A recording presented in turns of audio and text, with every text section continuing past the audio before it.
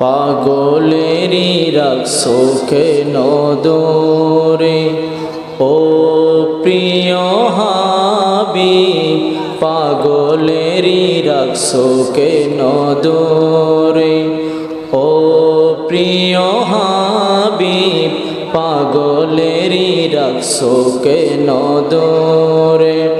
হযরত বেলাল পাগল হইয়া খুঁজে তোমারে, হযরত বেলাল পাগল হইয়া খুঁজে তোমারে, সেই বেলালের মতো পাগল বানাও আমারে, ওই বেলালের মতো পাগল বানাও আমারে। প্রিয় হাবিব, পাগলেরই রাখছো কেন দূরে ও প্রিয় হাবিব, পাগলেরই রাখছো কেন দূরে। বিসমিল্লাহির রহমানির রহিম। আলহাকুমুত তাকাসুর, প্রাচুর্যের প্রতিযোগিতা তোমাদেরকে মহাচ্ছন্ন করে রেখেছে। প্রাচুর্যের প্রতিযোগিতা মানে দুনিয়ার ধন সম্পদ কামানোর জন্য, দুনিয়ার ধন সম্পদ কামানোর জন্য। দেখেন না দুনিয়াতে কারো যদি একটা গাড়ি থাকে সে আরো আশা করে আরেকটা গাড়ি করার জন্য, কারো যদি একটা বাড়ি থাকে আরেকটা বাড়ি করার জন্য। এভাবে মানুষ দুনিয়া কামানোর জন্য, দুনিয়ার শখ লোভ লালসা কামানোর জন্য, ধন সম্পদ কামানোর জন্য প্রতিযোগিতা করে। সবাই বলে নাউজুবিল্লাহ। কয় ওদের বাড়িতে এতগুলো ধন সম্পদ, আমরা কি করতেছি? আমরাও সেই ধন সম্পদের মালিক হব। সবাই বলি নাউজুবিল্লাহ। প্রাচুর্যের প্রতিযোগিতা, ধন সম্পদের কামাই করার জন্য প্রতিযোগিতা তোমাদেরকে মহাচ্ছন্ন করে রেখেছে। সবাই বলি নাউজুবিল্লাহ। আমরা দুনিয়ার পাগল, দুনিয়ার টাকা পয়সা ইনকাম করার জন্য, ধন সম্পদ কামানোর জন্য আমরা পাগল হয়ে যাই, আমরা পরকালকে ভুলে যাই। সবাই বলি নাউজুবিল্লাহ। এবার দেখেন আমরা কতটুকু পর্যন্ত প্রতিযোগিতা করি। এরপরে আল্লাহ বলেন বিসমিল্লাহির রহমানির রহিম। হাত্তা যুরতুমুল মাকাবির, যতক্ষণ না তোমরা মরে কবরে উপস্থিত হও। আল্লাহু আকবার। কতদিন পর্যন্ত তোমরা লোভ লালসা করে করে দুনিয়ায় পাওয়ার জন্য প্রতিযোগিতা করে করে থাকো? আল্লাহ বলেন কবরে যাওয়া পর্যন্ত মানুষ লোভ ছাড়তে পারে না। নাউজুবিল্লাহ বলেন। অর্থাৎ অধিক মাল, বেশি মাল, ধন সম্পদ উপার্জন করার উদ্দেশ্যে পরিশ্রম করতে করতে মৃত্যু তোমাদেরকে গ্রাস করে ফেললে। সবাই বলে নাউজুবিল্লাহ। এবং শেষ পর্যন্ত তোমরা কবরে গিয়ে পৌঁছাও। দেখছেন আল্লাহ বলেন তোমরা দুনিয়ার ধন সম্পদ কামানোর জন্য এত প্রতিযোগিতা করো, এত প্রতিযোগিতা করো। কতদিন পর্যন্ত? আমার আল্লাহ বলেন কবরে যাওয়া পর্যন্ত মানুষ ধন সম্পদ লোভে দুনিয়াতে কামাই করার জন্য পাগল হয়ে যায়। সবাই বলে নাউজুবিল্লাহ। বলেছিলাম লোভে পাপ, পাপে মৃত্যু, ঠিক কিনা? বেশি লোভ করা যাবে না। যারা বেশি লোভ করবে আল্লাহ তাদেরকে ধ্বংস করে দেবেন। নাউজুবিল্লাহ। লা ইলাহা ইল্লাল্লাহ, জোরে লা ইলাহা ইল্লাল্লাহ, লা ইলাহা ইল্লাল্লাহ, মুহাম্মাদুর রাসূলুল্লাহ সাল্লাল্লাহু আলাইহি সাল্লাম। এবার কোরআনের ভাষা শুনলেন, হাদিস শরীফ এসেছে মানুষ কিভাবে যে পাগল, দুনিয়ার পাগল, ধন সম্পদের জন্য পাগল, লোভ মানুষ ছাড়তে পারে না। যত পাই তত চাই, এটাই হলো লোভ। যত বেশি চাইবেন, যত লোভ করবেন, তত পাপ হবে। পাপ আপনাকে ধ্বংসের পথে নিয়ে যাবে। সবাই বলে নাউজুবিল্লাহ। হাদিস হাদিস শরীফ এসেছে হযরত আনাস ইবনে মালিক রাদিয়াল্লাহু তাআলা আনহু হাদিসটি বর্ণনা করেন। প্রিয় নবী মুহাম্মদুর রাসূলুল্লাহ সাল্লাল্লাহু আলাইহি সাল্লাম বলেছেন, যদি কোনো বনি আদমের জন্য, বনি আদম মানে আমরা, আমাদের জন্য স্বর্ণ বোঝাই দুইটা পতাকা ও থাকে, তাহলে সে তার সাথে আরো একটি স্বর্ণের উপত্যকা খুঁজে বেড়াবে। নাউজুবিল্লাহ। উপত্যকা মানে কি জানেন? খেয়াল করেন, দুইটা পাহাড়ের মাঝখানে যে খালি জায়গা আছে, এই খালি জায়গাকে উপত্যকা বলে। আমার রাসূল বলেন, বনি আদমদেরকে যদি এই দুই পাহাড়ের মাঝখানে জায়গা, খালি জায়গা এইরকম যদি দিয়ে ভরপুর করে দুইটা পাহাড়ের এইরকম দেওয়া হয়, উপত্যকা দেওয়া হয়, বনি আদম বলবে আমার আরো একটা উপত্যকা লাগবে। সবাই বলে নাউজুবিল্লাহ। কত বড় লোভী দেখেন! স্বর্ণের উপত্যকা দেওয়া হলে, দুইটি উপত্যকা থাকলে তাহলে সে তার সাথে আরো একটি স্বর্ণের উপত্যকা খুঁজে বেড়াবে। সবাই বলি নাউজুবিল্লাহ। হাদিস শরীফে আরো এসেছে, আমার রাসূল ঘোষণা করেন, কবরের মাটি ব্যতীত আর কিছুই এই আদমের জাতের পেট ভরে না। সুবহানাল্লাহ বলেন না। কবরে যাওয়া পর্যন্ত, কবরে যাওয়ার আগ পর্যন্ত আদমের পেট ভরে না। তারা যত পায় তত চায়, মুসলমান যত লোভ করবেন তত ধ্বংস হবেন, তত পাপ করবেন। সবাই বলে নাউজুবিল্লাহ।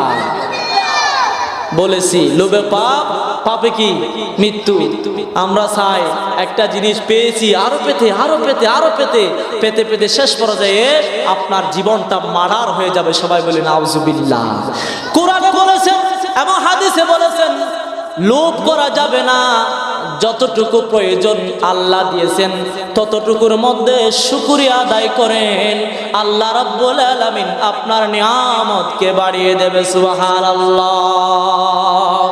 দেখেন না, বনি ইসরাইল একটা ঘটনা আছে। হযরত মূসা আলাইহিস সালাম নবী ছিলেন বনি ইসরাইলের। সবাই খেয়াল করেন, সেটা কোরআনের ঘটনা, সূরা বাকারার ঘটনা। বনি ইসরাইলের এক চাচা ছিল বৃদ্ধ, তার কোনো সন্তান ছিল না। বাতিজারা সবাই ওই চাচার সম্পদের দিকে চেয়ে আছেন। নাউজুবিল্লাহ। আমাদের এরকম আছে তো, ভাইয়ের সম্পত্তি, বোনে ভাইয়ের সম্পত্তি কিভাবে লুট করে কে ফেলবে, এটাই চিন্তা করে, ঠিক কিনা বলেন?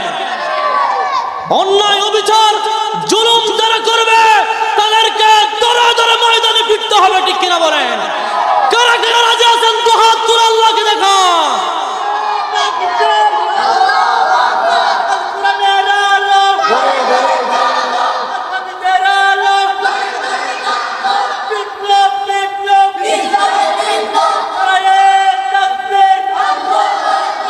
আল্লাহ সকলের হাত কবুল করুক। সবাই বলে আমিন। আরো জোরে বলে আমিন। লোভ সামলাতে পারে না, সম্পদ একটু বেশি হলে কিভাবে তাকে খেয়ে দিয়ে শেষ করে দিয়ে তার সম্পদগুলো দখল করার জন্য চেষ্টা করে, ঠিক কিনা বলেন মুসলমান? এইরকম বনি ইসরাইলের এক বৃদ্ধ মানুষ ছিল, চাচা যান, তার কোনো ছেলে মেয়ে নাই, অনেক ধন সম্পদ তার। ভাইয়ের ছেলেরা আছে, ভাইয়ের ছেলেদেরকে তিনি মহাব্বত করতেন, বেশি বেশি ভালোবাসতেন। কিন্তু তাদের বাতিজারা সারাক্ষণ ভাবতো কখন চাচা মারা যাবে, চাচার সম্পদগুলো আমরা নেব। নাউজুবিল্লাহ বলেন না। এখন দেখতেছে চাচা যান মরে যাচ্ছে না, হায়াত বেশি পাচ্ছে, ভাইয়ের সন্তানদের আর সহ্য হচ্ছে না, বেশি দিন সহ্য হচ্ছে না। কিভাবে চাচাকে হত্যা করে চাচার সম্পদ গুলো নিয়ে ফেলবে সেটা চিন্তা করতেছে। নাউজুবিল্লাহ জোরে করে বলেন না। তখন একদিন হঠাৎ বাতিজা একজন রাত্রে বেলা চাচাকে মেরে ফেলল। সবাই বলে নাউজুবিল্লাহ। চাচাকে মেরে ফেলে বাতিজা ওই চাচার লাশটা আরেক বাড়ির সামনে গিয়া রাখলো। সবাই বলি নাউজুবিল্লাহ। কত বাটফার দেখেন, নিজে খুন করে আরেক বাড়িতে লাগলো, কারণ সে বলবে যে আমি খুন করি নাই। সবাই বলি নাউজুবিল্লাহ। এই সব কিছু দেখেন কে? সব কিছু শুনেন তিনি কে? আল্লাহ। এখন যিনি খুন করেছেন, যিনি মার্ডার করেছেন চাচাকে, ওই বাতিজা পাগলের মতো হয়ে গেছে। সকালবেলা সবাইকে বলতেছে আমার চাচাকে খুঁজে পাচ্ছি না, দৌড়ে ঘুরে দিয়ে দেখতেছে আরেক বাড়ির সামনে চাচার লাশ। তখন তিনি পাগল হয়ে গেছেন, তিনি বলতেছে হায় হায়, কপালে হাত মারতেছেন, বলে আমার চাচাকে কে খুন করলো? আমার চাচা জানকে কে খুন করলো? কয় আমি তাকে ফাঁসিতে ঝুলাবো। তাকে বেশি বেশি গালাগালি করতেছে। নাউজুবিল্লাহ। আমরা বলি না সুরের মায়ের বড় গলা, এরকম কথা আমরা বলি না? কিন্তু খুন করেছেন, মার্ডার করেছেন ওই বাতিজা, কিন্তু তিনি ভালো সাজার জন্য সব জায়গায় কয় আমি বিচার চাই, আমার চাচার হত্যাকারীর বিচার চাই, এটার কোনো সমাধান হতে হবে, না হলে আমি মানবো না। সবাই বলি নাউজুবিল্লাহ।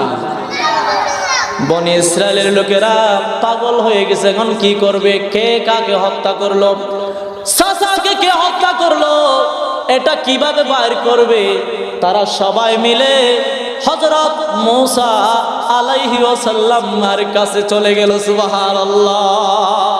বনি ইসরায়েলের লোকেরা হযরত মূসা আলাইহিস সালামের কাছে গেল, গিয়া বলল হে আল্লাহর নবী, আপনি আল্লাহর সাথে কথা বলেন, এখানে একটা চাচার লাশ পাওয়া গেছে, কিন্তু কে হত্যা করেছে আমরা জানি না। নাউজুবিল্লাহ।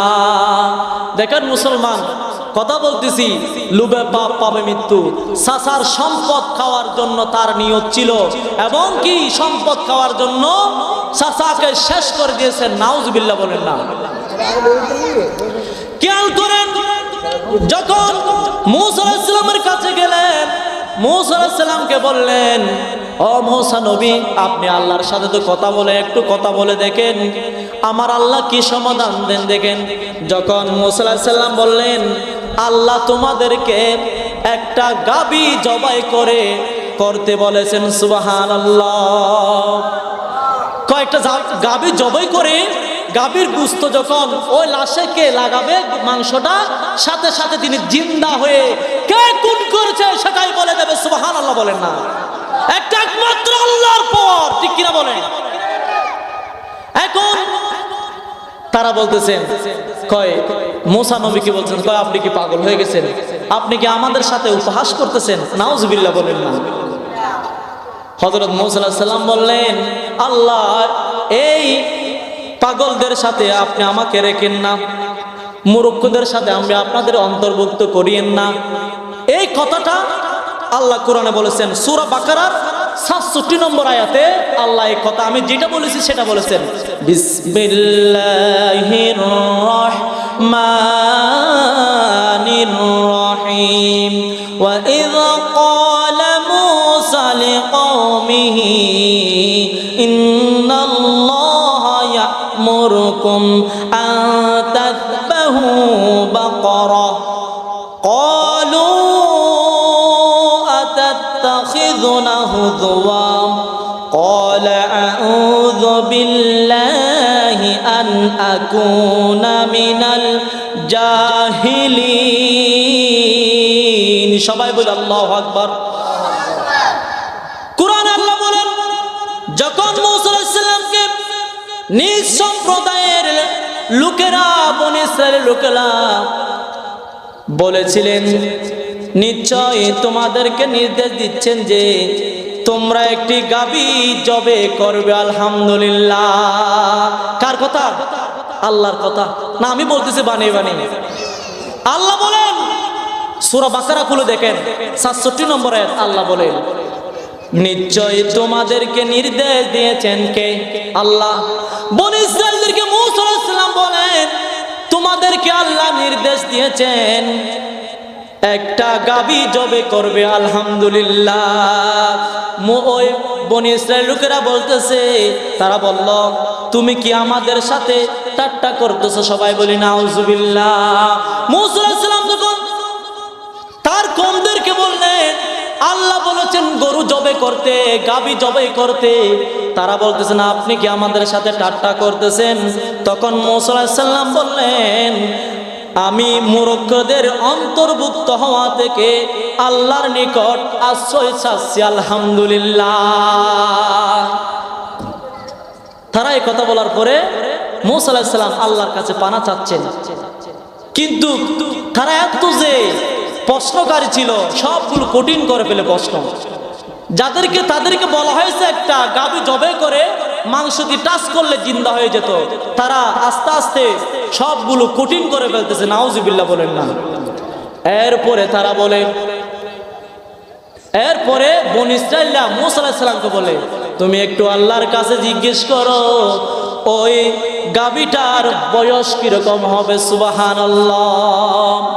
বনী ইসরাঈলের কওমেরা মূসা আলাইহিস সালামকে বলল আল্লাহর থেকে জিজ্ঞেস করেন যে গাভীর কথা বলা হয়েছে এই গাভী কি বুড়া হবে না জওয়ান হবে, কি রকম হবে একটু জিজ্ঞেস করেন। দেখেন আস্তে আস্তে কঠিন করে ফেলতেছে। এরপরে সেটাও আল্লাহ বলে দিয়েছেন সূরা বাকারার 68 নম্বর আয়াতে আল্লাহ রাব্বুল আলামিন বলেন, আল্লাহ বলেন মূসা আলাইহিস সালামকে যখন বনী ইসরাঈল জিজ্ঞেস করলো গাভীটির বয়স কিরকম হবে, তাও আল্লাহ বলে দিলেন। মূসা আলাইহিস সালাম বলল নিশ্চয় তিনি বলেছেন, আল্লাহ বলেছেন তা এমন এক গাভী যা বৃদ্ধও নয় এবং অল্প বয়স নয়। সুবহানাল্লাহ। আরো চিৎকার করে সুবহানাল্লাহ। বলা হয়েছে আল্লাহ ওই গাভীটি বেশি বৃদ্ধও হবে না, বেশি অল্প বয়স হবে না, মাঝারি ধরনের হবে। সুবহানাল্লাহ। মধ্য বয়সী হবে। সুতরাং তোমরা করো যা তোমাদেরকে নির্দেশ দেওয়া হয়েছে। সুবহানাল্লাহ। তা মূসা আলাইহিস সালাম বলেন ও বনী ইসরাঈল কওমেরা আল্লাহ যা নির্দেশ দিয়েছেন তোমরা তাই পালন করো, আলহামদুলিল্লাহ। কিন্তু মুসলমান ওই বনী ইসরাঈল কওমগুলো এরকম ছিল, তারা একটার পর একটা প্রশ্ন করতেছে মূসা আলাইহিস সালামকে। কয় গাভীটি বয়স কিরকম বলেছে, এখন বলতেছে গাভীটির রং কিরকম হবে।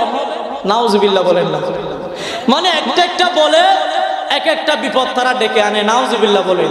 প্রথমে যে বলেছে সেই অনুযায়ী যে কোনো একটা গরু দিয়েই করলেই হয়ে যেত। সুবহানাল্লাহ বলেন। কিন্তু যেটাই প্রশ্ন করে তত বেজে যাচ্ছে। নাউজুবিল্লাহ বলেন। এখন কালার কিরকম হবে, রং কিরকম হবে সেটা মূসা আলাইহিস সালামকে প্রশ্ন করলো কওমেরা।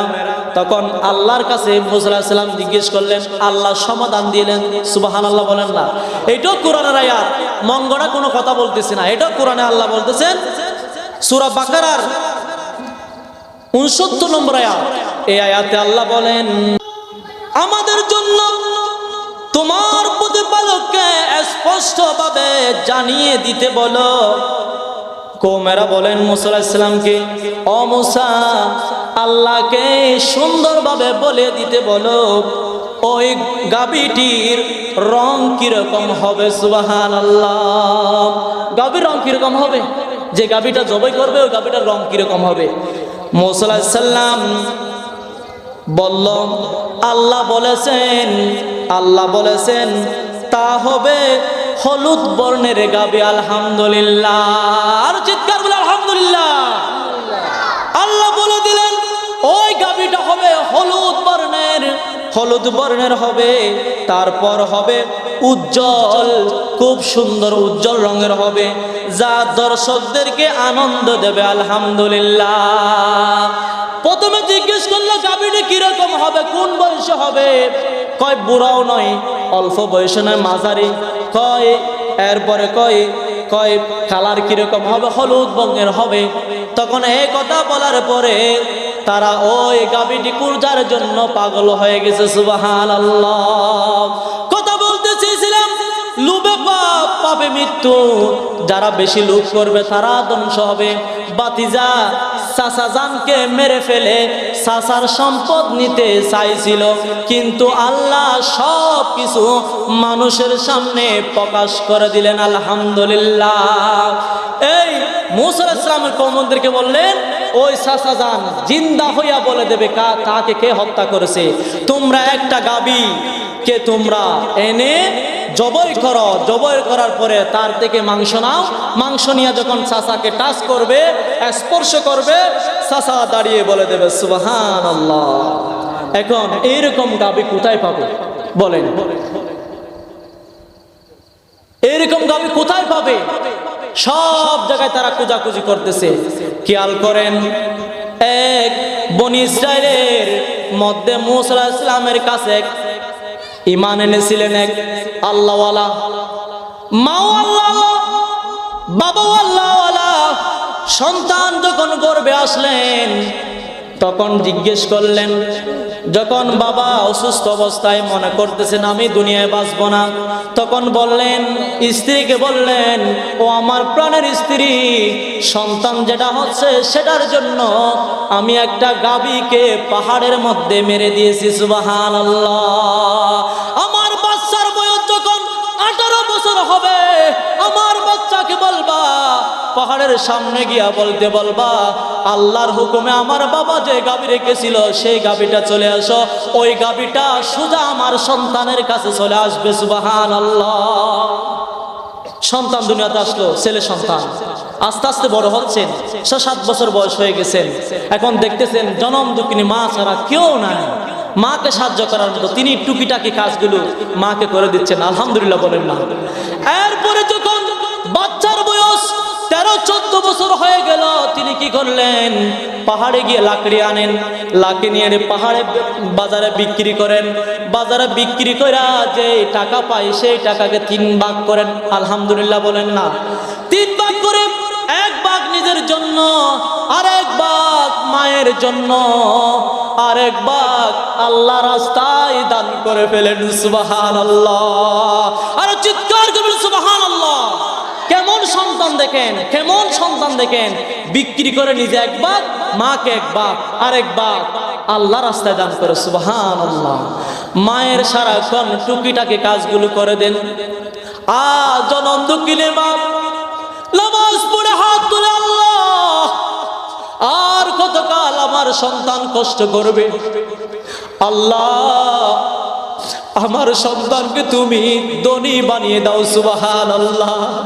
আমার সন্তানের কষ্ট আর সহ্য হচ্ছে না, আল্লাহ আমার সন্তানকে তুমি বড়লোক বানিয়ে দাও। মা বাবার কথা কখনো আল্লাহর সাথে পর্দা থাকে না, সোজাসুজি আল্লাহর দরবারে কবুল হয়ে যায়। আল্লাহু আকবার। কিন্তু নাফরমানি যারা করবা, বেয়াদবি যারা করবা, বুঝতাই যারা করবা, ওয়াল্লাহি ওয়াল্লাহি ওয়াল্লাহি আল্লাহর কসম দুনিয়াতে শাস্তি পাবি, পরকালে তোর জন্য জাহান্নাম রেখে দিয়েছেন আল্লাহ। ঠিক কি না বলে?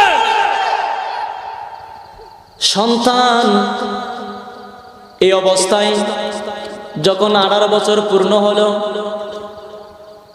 মা সন্তানকে বলে, ও আমার কলিজার টুকরা সন্তান, তোকে একটা কথা বলি নাই, আমি বলবো বলবো বলে বলি নাই, তোমার বাবা তোমার জন্য একটা গাভী রেখেছেন। সুবহানাল্লাহ। যাও পাহাড়ে যাও, পাহাড়ে গিয়ে ডাক দাও, ডাক দিলে ওই গাভীটা তুমি যেটা দেখবা সেটা তোমার সাথে চলে আসবে। সুবহানাল্লাহ বলেন না। মায়ের কথা অনুযায়ী তিনি পাহাড়ে চলে গেলেন, দেখতেছেন একটা সুন্দর হলুদ বর্ণের গাভী, বেশি বয়স নয়, বেশি কম বয়স নয়। যখন হাত ওই গাভীর উপর লাগলো, সাথে সাথে গাভী সামনে হাঁটতেছেন। ওই মা বাপ ভক্তওয়ালা মা বাপকে যিনি বেশি ভালোবাসতেন তিনি পিছনে পিছনে যাচ্ছেন। সুবহানাল্লাহ। বাড়ি গিয়ে বসলো গাভী, যাওয়ার পরে মাকে বললেন, ও আমার মা, এই গাভী বিক্রি করব। মা বললেন 3 দিরহাম দিয়ে বিক্রি করবা। বাজার ওঠানো হলো, আল্লাহ পাক 2 জন ফেরেশতা পাঠিয়ে দিলেন। সুবহানাল্লাহ। একজন ফেরেশতা বৃদ্ধ সেজে ওই সন্তানের কাছে গেল, তোমার গাভীর দাম কত? আমার মা বলেছেন 3 দিরহাম। কই না, এটা তো 6 দিরহাম দিয়ে বিক্রি করা যাবে, তুমি এত কম দিয়ে বিক্রি করতেছে কেন? কয় না না, আমার মা বলেছে 3 দিরহাম, আমি বেশি বিক্রি করতে পারবো না, আপনি একটু দাঁড়ান, আমি বাড়ি থেকে আসি। সুবহানাল্লাহ বলেন না। মায়ের কাছে দৌড় মেরে গেলেন, মাকে বললেন, মা, এক ব্যক্তি সাদা দাড়িওয়ালা লোক আছে, সাদা পাঞ্জাবি, তিনি বলছেন 6 দিরহাম দিয়ে। মা চিনে গেলেন। মা বললেন, দুনিয়ার জমিতে কেউ বেশি দিতে চায় না। যেটা বেশি দিতে চাচ্ছে আমার মনে হয় সেটা মানুষ হবে না, সেটা আল্লাহর পক্ষ থেকে ফেরেশতা নাজিল করা হয়েছে। সুবহানাল্লাহ। তখন আরেকজন ফেরেশতা পাঠালেন ওখানে বনি ইসরাইলের কাছে, তাদেরকে বললেন একটা গাভী আছে, তোমরা যা খুঁজতেছো তা ওখানে আছে। অশুনো মুসলমান ওই 3 দিরহাম দিয়ে বিক্রি করতে চাইছিল, বলছিল 6 দিরহাম দিবে। এরপরে জিজ্ঞেস করতেছে, আর বার যখন গেল তিনি বলতেছেন তুমি এটা বিক্রি করবা না, এটা ক্রয় করার জন্য, এটা কেনার জন্য বনি ইসরাইল থেকে লোক আসবে, তুমি এটা সহজে বিক্রি করবে না। এই গাভীর সাম হবে, সামের মধ্যে যত স্বর্ণ আসবে ওই স্বর্ণের বিনিময়ে তোমরা গাভীটা বিক্রি করবে। সুবহানাল্লাহ। মায়ের দোয়া কবুল হয়ে গেছে। মা যে দোয়া করেছিলেন আমার সন্তান অনেক বছর কষ্ট করতেছে, আল্লাহ আমার সন্তানকে ধনী বানিয়ে দাও না, সেটা আল্লাহ দোয়া ফেরত দেয় না, আল্লাহ কবুল করে ফেলেছে। ওই ফেরেশতারা বনি ইসরাইল যেটা গিয়েছিল ওরা আস্তে আস্তে যে সন্তানের গাভী এখানে নিয়ে আসলেন, তারা তার কাছে গাভী বিক্রি করলেন। ওই কথা অনুযায়ী গাভীর সামনা যত হবে স্বর্ণ হবে, ওইখানের মধ্যে যত স্বর্ণ আসবে ওটা দিয়ে গাভীটা বিক্রি করে দিলেন। সুবহানাল্লাহ। মুসলমান বলতে চেয়েছিলাম লোভে পাবে মৃত্যু। ওই যে মারা গেছে চাচা যান, যে মেরেছিলেন তিনি কত গরম দেখাচ্ছেন, কুপারে আসাচ্ছেন, বলতেছেন আমার চাচাকে মারলো তার বিচার চাই, গালাগালি করতেছেন। আরো মানুষ যাতে সন্দেহ না করে, তখন একটা মাঠের মধ্যে কালকে বিচার হবে, সবাই রেডি থাকবা। মাঠের মধ্যে সবাই উপস্থিত। মুসা আলাইহিস সালাম এবং ওই বনি ইসরাইল লোকেরা ওই গাভীটি নিয়ে গেল। ওই সন্তানকে আল্লাহ ধনী বানিয়ে দিলেন। সুবহানাল্লাহ বলেন না। গাভী যখন জবাই করার পরে গাভীর মাংস নিয়ে যখন চাচা জানের শরীরে টাচ করা হলো, স্পর্শ করা হলো, চাচা জান রক্তাক্ত অবস্থায় দাঁড়িয়ে বলে দিলেন আমাকে দুনিয়ার কেউ মারে নাই, ওই যে আমার ভাইয়ের ছেলে ভাতিজা আমাকে খুন করেছে। সুবহানাল্লাহ। বলে দেওয়ার পরে পরে ওই চাচা জান আবার ঢুলে পড়ে দুনিয়া থেকে বিদায় নিলেন। ও মুসলমান, ওইতে চেয়েছিল চাচাকে মেরে সমস্ত সম্পদ খাওয়ার জন্য। দেখেন আল্লাহ ওই গোপনকে গোপন রাখে নাই, আল্লাহ প্রকাশ করে দিয়েছেন। সুবহানাল্লাহ। এই জন্য মুসলমান যারা লোভ করবে তারা ধ্বংস হবে। লোভে পাপ, পাপে মৃত্যু। ওই ভাতিজা লোভ করেছিল এবং লোভ করার পরে হত্যা করেছে, হত্যা করার পরে ওই চাচা ওই ভাতিজা ধ্বংস হয়ে গেছে। নাউজুবিল্লাহ। এই জন্য মুসলমান আমরা বেশি লোভ করব না, যা আল্লাহ দিয়ে তাতে খুশি হব। লোভ করবে পাপ হবে, আর পাপ বলে আপনি ধ্বংস হয়ে যাবেন। এই জন্য মুসলমান দুনিয়াতে আমরা আছি, আমরা চলে যাব। দুনিয়া কামার জন্য পাগল পারা হবে না, সম্পদ কামানোর জন্য পাগল পারা হবে না। আল্লাহর কাছে শুকরিয়া আদায় করব, আল্লাহ আমাদের নিয়ামতগুলো বাড়িয়ে দেবেন। পড়ে বলে আলহামদুলিল্লাহ, আলহামদুলিল্লাহ। আল্লাহ আমাদের সকলকে যতটুকু আলোচনা করেছি বুঝে আমল করার তৌফিক দান করুক। আমরা সবাই বলে আমিন। আরো জোরে সবাই বলে আমিন। ওমা তৌফিক ইল্লা বিল্লাহ। আসসালামু আলাইকুম ওয়া রাহমাতুল্লাহি ওয়া বারাকাতুহু।